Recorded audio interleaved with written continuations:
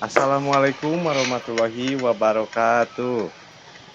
Waalaikumsalam Waalaikumsalam warahmatullahi warahmatullahi wabarakatuh. wabarakatuh. Selamat siang teman-teman. Kami dari kelompok 5B ingin memaparkan materi tentang teknik penyajian data. Alangkah baiknya sebelum masuk ke materi, kita harus berkenalan terlebih dahulu. Perkenalan dimulai. Perkenalkan, nama saya Muhammad Ihsan Purnama dengan NIM 209232216. Perkenalkan, nama saya Wildan Nugraha dengan NIM 209232222. Nama saya Gina Irawan Sri Rahayu dengan NIM 209232227.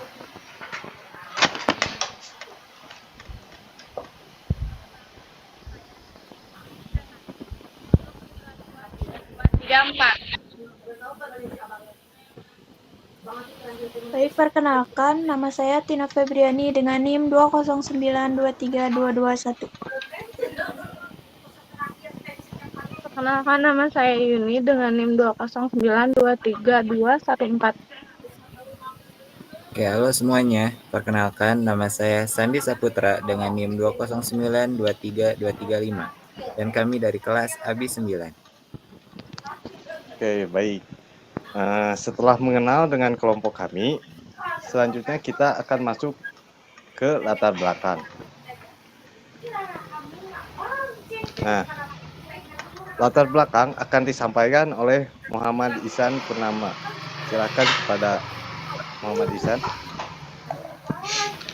Baik, yang pertama adalah latar belakang. Latar belakang dari teknik penyajian data adalah serangkaian proses menyajikan hasil penelitian dengan metode analisis yang sesuai dengan tujuan penelitian, yang berguna juga untuk memberikan kebenaran data yang dimiliki oleh peneliti. Penyajian data adalah upaya untuk menampilkan atau memaparkan data yang didapatkan secara visual. Kegiatan pengumpulan data di lapangan akan menghasilkan angka-angka yang disebut data kasar.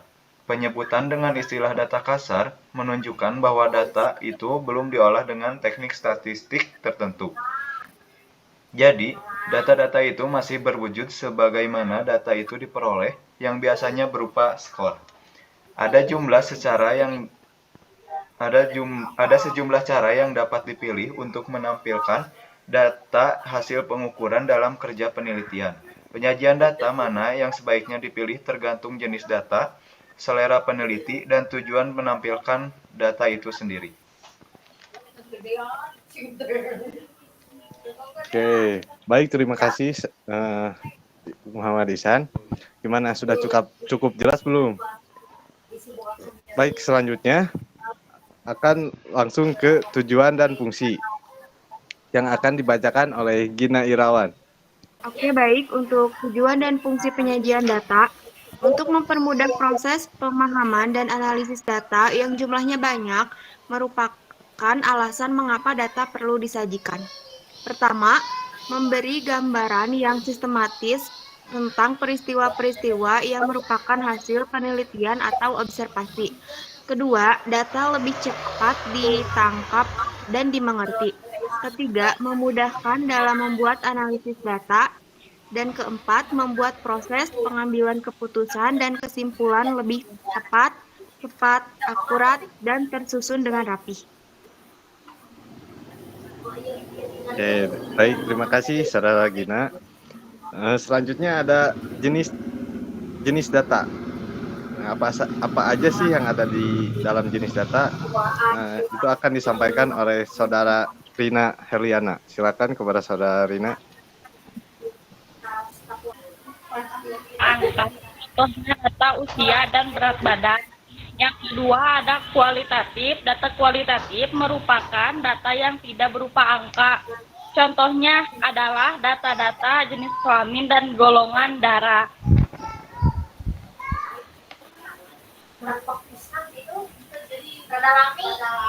Oke, terima kasih kepada Saudara Rina. Selanjutnya ada penyajian data yang akan disampaikan oleh Tina Febriani.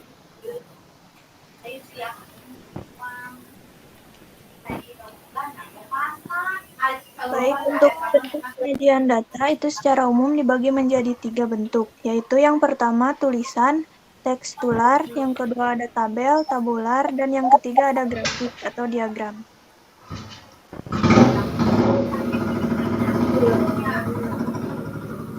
Nah, sekarang kita akan masuk ke bentuk penyajian data. Penyajian data yang pertama adalah ada tekstural yang akan dibacakan oleh Saudari Yuni. Silakan kepada Saudari Yuni. Baik, terima kasih. Bentuk penyajian data dalam bentuk tulisan atau tekstural adalah penyajian data dalam bentuk teks. Hampir semua bentuk laporan dari pengumpulan data diberikan tertulis, mulai dari bagaimana proses pengambilan sampel, pelaksanaan pengumpulan data, sampai hasil analisis berupa info dari pengumpulan data tersebut. Contohnya, seorang direktur sebuah rumah sakit memberikan informasi tentang kondisi rumah sakit yang dipimpinnya. Jumlah rawat inap meningkat dari tahun ke tahun sehingga ruangan yang disediakan tak tertampung lagi. Sehingga masyarakat mempunyai kepercayaan terhadap pelayanan tersebut. Yang harus diperhatikan adalah penambahan gedung dan sarana serta kualitas pelayanan yang harus ditingkatkan. Nah, oke. Terima kasih Saudara Yuni. Nah, setelah mengenal apa yang namanya bentuk tekstural, sekarang kita akan ke baris dan kolom yang akan disampaikan oleh Saudara Sandi Saputra. Silakan kepada Saudara Sandi Saputra. Oke, terima kasih. Sekarang kita masuk ke bentuk penyajian data yang kedua, yaitu penyajian data dalam bentuk tabel. Yang pertama di sini yaitu ada tabel baris dan kolom, yang dimana jenis tabel ini digunakan untuk menginformasikan nilai dari satu kelompok data saja. Contoh, penyajian datanya seperti di bawah. Kelompok data pada tabel di bawah adalah tinggi dan jumlah siswa di satu kelas. Jadi, data yang kita dapat pun meliputi data keseluruhan yang ada pada satu kelompok saja. Oke, kita lihat contoh pada tabel di bawah ini. Yang pertama itu di kolom paling atas ada yang namanya tinggi dan juga yang sebelah kanan atau jumlah siswa. Seperti yang kita tahu dan kita lihat, pada kolom yang kedua itu ada angka 155 sampai 165 dan itu adalah kualifikasi tinggi dari sebuah sekolah dan di dalam satu kelas yang memiliki tinggi 155 sampai 165 itu ada 5 siswa. Selanjutnya di bawahnya itu ada tinggi kisaran dari 165 sampai 170. Di dalam satu kelas yang memiliki tinggi tersebut ada 3 siswa. Nah, selanjutnya itu ada 170 sampai 175 yang memiliki tinggi tersebut di satu kelas tersebut ada 4 siswa. Yang terakhir yang tingginya 175 sampai 180 dalam satu kelas tersebut ada 6 siswa. Jadi seperti itu untuk yang pertama itu tabel baris dan kolom. Terima kasih Saudara Sandi. Sudah cukup jelas ya tentang baris dan kolom dalam suatu bentuk tabel. Selanjutnya ada kontingensi yang akan disampaikan oleh Ihsan Purnama. Silakan kepada Saudara Ihsan. Baik, selanjutnya ada tabel kontingensi. Tabel kontingensi merupakan bagian dari tabel kolom. Akan tetapi, tabel ini mempunyai ciri khusus, yaitu menyajikan data yang terdiri atas 2 faktor atau 2 variabel. Faktor yang satu terdiri atas B, kategori, dan lainnya terdiri atas K, kategori. Dapat dibuat daftar kontingensi berubah B dikali K, dengan B menyatakan baris dan K menyatakan kolom. Adapun contoh dari tabel kontingensi adalah banyak murid sekolah di daerah Lombok Timur menurut tingkat sekolah dan jenis kelamin tahun 2013. Tabelnya sebagai berikut. Ada di tabel pertama paling atas ada jenis kelamin, tingkat sekolah, dan ada jumlah. Tingkat sekolah terdiri dari SD, SMP, dan SMA. Untuk siswa laki-laki dari SD berjumlah 4.756, dan SMP 2.795, dan SMA 1.459. Bila dijumlahkan mendapatkan hasil 9.012 siswa. Untuk perempuan, dari tingkat SD berjumlah 4.032 siswa, SMP 2.116 siswa, SMA 1.256. Bila dijumlahkan mendapatkan hasil 7.404 siswa. Bila dijumlahkan untuk SD berjumlah 8.790, SMP 4.911, SMA 2.715. Bila dijumlahkan semuanya dari SD, SMP, dan SMA berjumlah 16.416 siswa. Nah, baik, terima kasih Saudara Ihsan. Nah, itulah materi tentang potensi. Selanjutnya ada materi tentang tabel silang yang akan disampaikan oleh Saudara Gina. Silakan kepada Saudara Gina.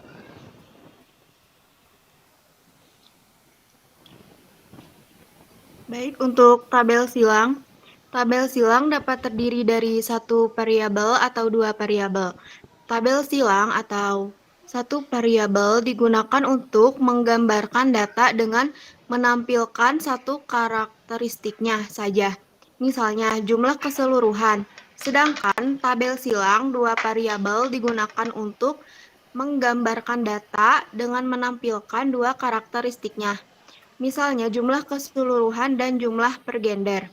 Untuk tabel akan dijelaskan oleh Sandi. Oke, izin menyampaikan untuk contoh tabel pada tabel silang. Oke, untuk contoh di sini, untuk konteksnya adalah dalam suatu penelitian angket pada 34 siswa kelas 6A tentang mata pelajaran MIPA yang disukai, diperoleh hasil data berikut. Oke, pada tabel yang pertama, itu hasil kualifikasi pertama, yang tabel di atas atau kolom di atas itu ada nomor mata pelajaran, lalu ada jumlah. Oke, langsung ada baris. Di sini ada 4 baris. Yang pertama itu matematika. Dan menyukai matematika itu 11 siswa. Terus yang kedua itu kimia, yang disukai oleh 10 siswa. Yang ketiga itu fisika, yang disukai oleh 7 siswa. Dan yang keempat itu ada mata pelajaran biologi, yang disukai oleh 6 siswa. Nah, penyajian data tersebut bisa dipindahkan atau disilangkan dengan penyajian data dalam bentuk tabel silang satu variabel. Seperti contoh tabel yang di sebelah pinggirnya, yaitu yang lebih komplit, yang dari kualifikasi pertama. Yang dimana di sini tabelnya memiliki beberapa kolom dan juga baris. Yang pertama, yang paling atas itu ada nomor, selanjutnya ada mata pelajaran, siswa yang menyukai, lalu jumlah. Nah, siswa yang menyukai ini terdiri dari siswa laki-laki dan juga siswa perempuan. Oke, yang pertama itu ada mata pelajaran. Siswa laki-laki yang menyukai mata pelajaran matematika itu ada 8 siswa. Lalu siswa perempuan yang menyukai mata pelajaran matematika itu ada 8. Nah, untuk jumlahnya mungkin ada 11. Lalu yang kedua itu mata pelajaran kimia. Mata pelajaran kimia disukai laki-laki sebanyak 4 siswa dan siswa perempuan yang menyukainya ada 6 siswa. Yang ketiga, mata pelajaran fisika. Nah, fisika ini disukai sama laki-laki hanya 5 siswa saja. Lalu buat perempuan hanya menyukai 2 dan jumlahnya dari satu kelas ada 7 orang. Nah, yang keempat itu adalah mata pelajaran biologi. Nah, untuk yang menyukai mata pelajaran biologi ini siswa laki-laki hanya 2 saja nih. Nah, yang perempuan itu ada 4 siswa dan jumlahnya ada 6. Nah, mungkin seperti itu penyajian bentuk data dalam tabel silang. Seperti itu semuanya. Oke, sudah cukup jelas ya tentang tabel silang. Sebelumnya saya mengucapkan terima kasih. Selanjutnya ada materi penyajian data dalam bentuk grafik atau diagram yang akan disampaikan oleh Saudara Rina Riana. Silakan.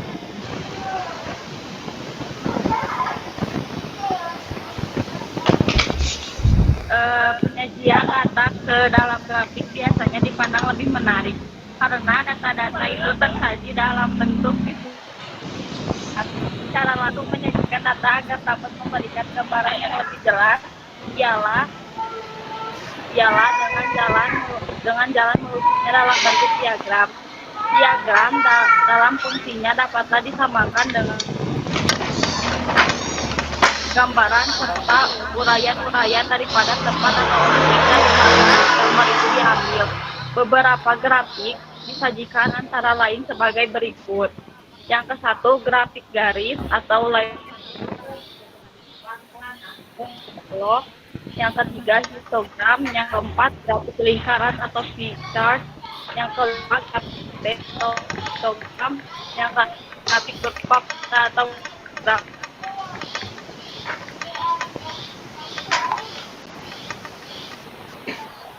Oke, tadi sudah disinggung tentang adanya grafik garis. Sekarang akan dijelaskan tentang grafik garis oleh Tina Febriani. Silakan.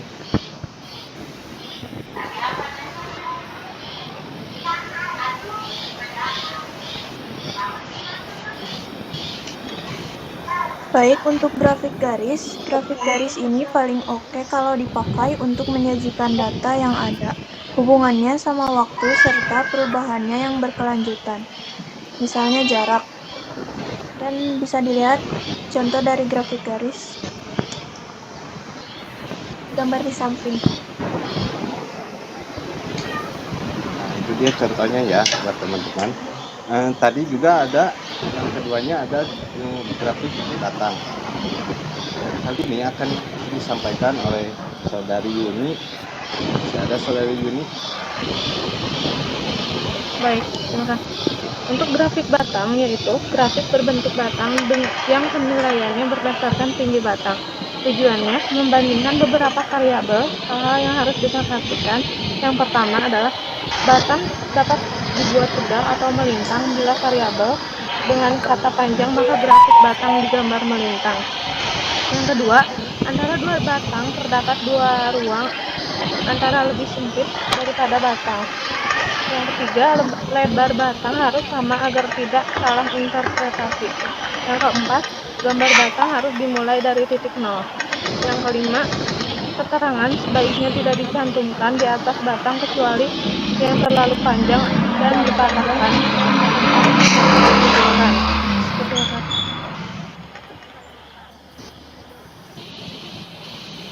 Oke, terima kasih saudara Yuni. Selanjutnya ada yang ketiga, ada grafik histograf atau histograf yang akan disampaikan oleh saudara Sandi Saputra. Oke, baik. Dari dalam bentuk penyajian data yang ketiga, yaitu adalah dalam bentuk diagram atau grafik. Nah, yang poin ketiganya itu adalah histogram, yang dimana grafik histogram ini adalah grafik batang yang disusun secara teratur dan berimpitan satu dengan lainnya tanpa ruang. Pedoman pembuatan. Nah, untuk jika kalian ingin membuat grafik histogram, nah ini adalah beberapa langkah atau pedoman dalam pembuatannya. Yang pertama, yaitu dalam menggambar batang sebaiknya digunakan tepi kelas agar semua nilai dapat masuk ke dalam kelas interval tersebut. Nah, yang kedua, batang dalam histogram dapat pula digambar berdasarkan nilai tengah setiap kelas interval. Yang ketiga, tidak ada kelas terbuka dalam distributif. Nah, sebagai contoh, kami menyisipkan gambar di sini, yaitu contoh dalam penyajian bentuk histogram. Mungkin untuk bentuknya tidak terlalu berbeda jauh dengan grafik atau diagram batang, hanya saja yang membedakan dengan diagram batang dengan histogram yaitu apabila histogram ini disajikan tanpa ada jarak antar batang satu ke batang yang selanjutnya. Jadi benar-benar tanpa spasi dan berimpitan. Seperti itu untuk perbedaan histogram dan juga grafik batang. Mungkin itu saja untuk histogram. Oke, jelas ya teman-teman apa yang disampaikan oleh saudara Sandi. Selanjutnya ada grafik lingkaran atau pie chart yang akan disampaikan oleh Muhammad Ihsan Purnama. Masih ada Muhammad Ihsan? Ada.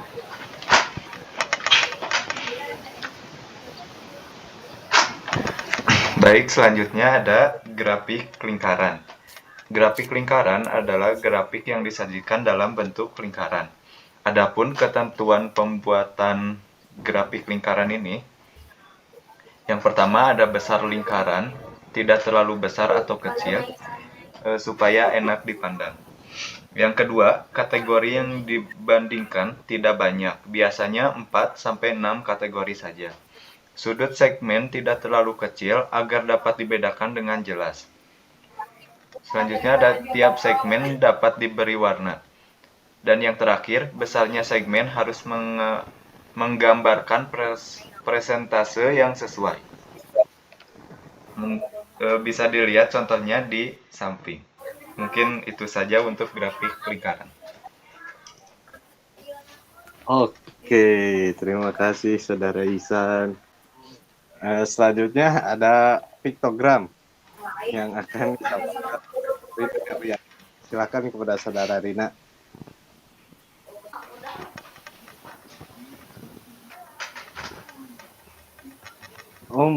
Mungkin Saudara Rina sinyalnya sedang jelek. Boleh disampaikan oleh Sandi Saputra, silakan. Oke, izin menyampaikan atau menambahkan dalam bentuk penyajian data yang ketiga itu diagram garis. Diagram atau grafik. Nah, poin kelima itu ada piktogram nih, teman-teman. Jadi kalau piktogram itu seperti contoh yang telah disisipkan seperti ini. Dan untuk pengertiannya yaitu dalam menggunakan piktogram, data yang kita sampaikan diwakili oleh gambar yang jadi simbol keadaan fisik dari data yang kita ambil. Nah, seperti contoh di sini kita sudah menyisipkan ya dua gambar. Yang pertama itu yang di atas ada kelas dan juga jumlah murid. Di sini ada jumlah kelas dari kelas 7, 8 dan 9. Mungkin di sini untuk jumlah muridnya itu dibentuk dalam atau disajikan dalam bentuk orang ya. Jadi piktogram itu penyajian data yang disampaikan dalam bentuk gambar itu yang diwakili sebagai jumlah data. Seperti contoh yang pertama ini di gambar yang disisipkan yang pertama, bentuk jumlah murid kelas 7 itu ada 10 murid. Dari sini itu untuk data yang disampaikan berupa gambar-gambar manusia. Seperti itu teman-teman untuk piktogram. Oke, mungkin seperti itu untuk piktogram. Oke, sudah cukup jelas ya teman-teman. Selanjutnya ada grafik peta.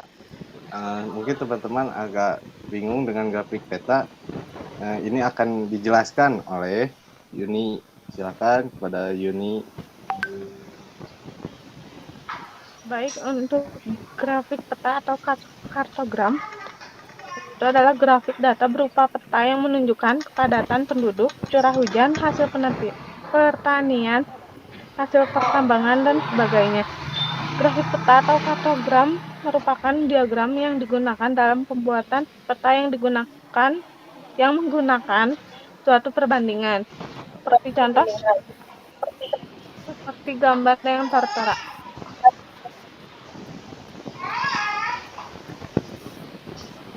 Nah, ini ya teman-teman contoh dari grafik peta. Nah, setelah semua materi yang telah disampaikan, selanjutnya saya akan menyampaikan kesimpulan yang sudah disam oleh kami dari materi yang tadi. Oke, kesimpulannya, penyajian data statistik memegang peranan penting dalam proses analisis data karena dapat membantu memahami dan menginterpretasikan informasi dengan lebih baik.